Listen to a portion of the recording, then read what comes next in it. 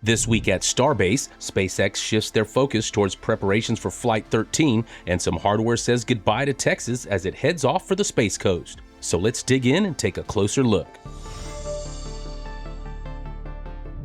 Starting off with this week's fabrication work, in the early hours of Saturday morning, one of the Raptor installation carts could be seen moving on the raised platform of Megabay 2's center work stand.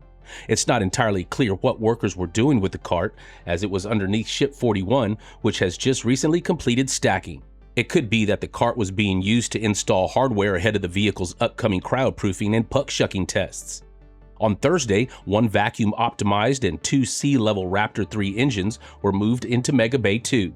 These engines should be slated for installation on Ship 40 as SpaceX prepares the Flight 13 Starship for its upcoming static fire campaign.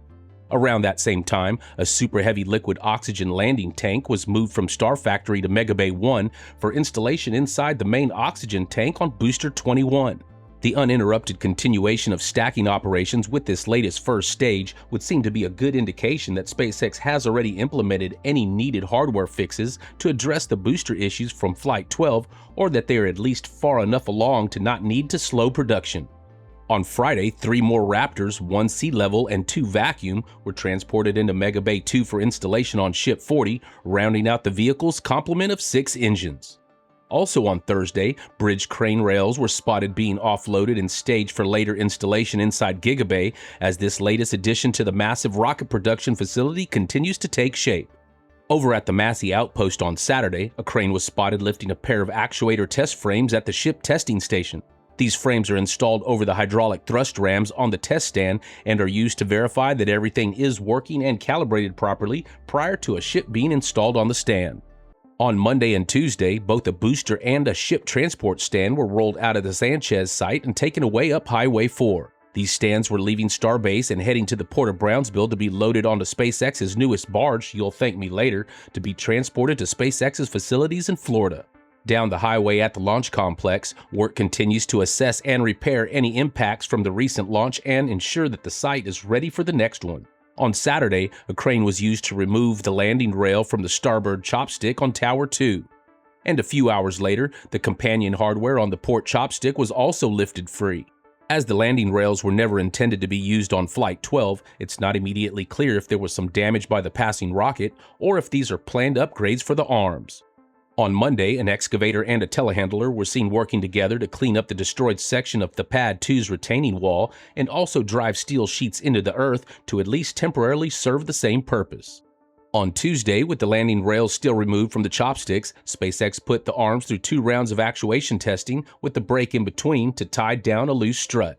Throughout the second half of the week, we saw several deliveries of wall sections for the new flame trench being built at Pad 1. These prefabricated sections are composed of heavy steel plates with space between that will be filled with concrete after they're installed. Work on the Pad 2 chopsticks continued on Wednesday with the removal of the landing rail damper springs. These are used to help absorb the energy exerted on the arms during catching operations. Meanwhile, work was also going on down below as a crane was used to remove at least 17 of the ball mounts from the Pad 2 launch mount. And that afternoon, the chopsticks were put through another round of actuation testing. This time, as the test continued, the movement of the arms grew progressively smaller until the arms were basically wiggling in place. Shortly after midnight on Thursday, one of the landing rails was lifted and moved back into position on the starboard chopstick. Apparently something wasn't quite right though, as the attempt was aborted and the rail lowered back to the ground. Several hours later, the workers were ready for another attempt. The rail was once again lifted, and this time it was successfully reinstalled onto the arm. After sunrise, crews got to work reinstalling the ball mounts that were removed the day before. It's not yet clear if these were simply removed for inspections or if these are new replacements being installed. That afternoon, the second catch rail was also lifted and reinstalled, this one on the port side chopstick. On Friday, workers removed and replaced 2 separate skates from the Pad 2 chopstick carriage. Damage to the skates, as we also saw recently following Booster 19's final static fire, could explain why the chopsticks remained at the top of the tower for several days following Flight 12.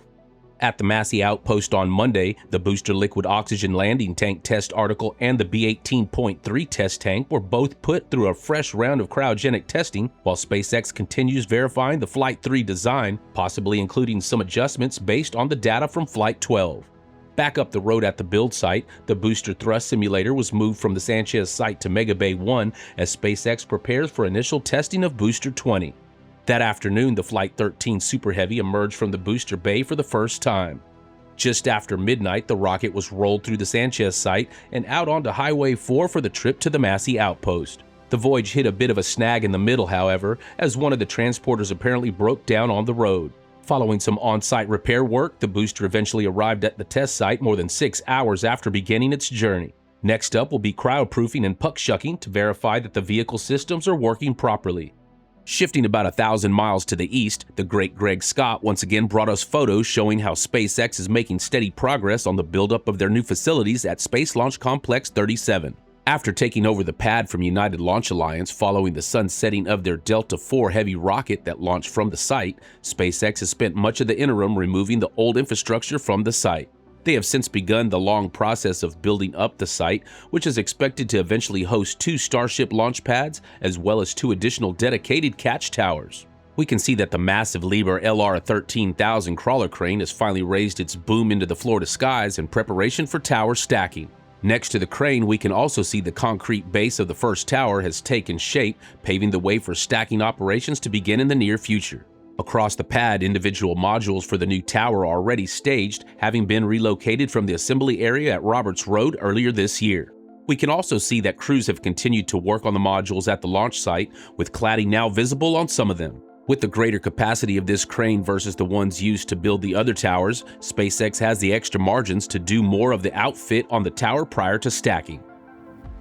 And there you have it, another Starbase and Starship update brought to you by Avid Space. Stay tuned for our upcoming spaceflight news update later on in the week, and if you haven't already, make sure you hit those buttons that keep you updated with our new content. Thanks for watching, and we'll see you next week.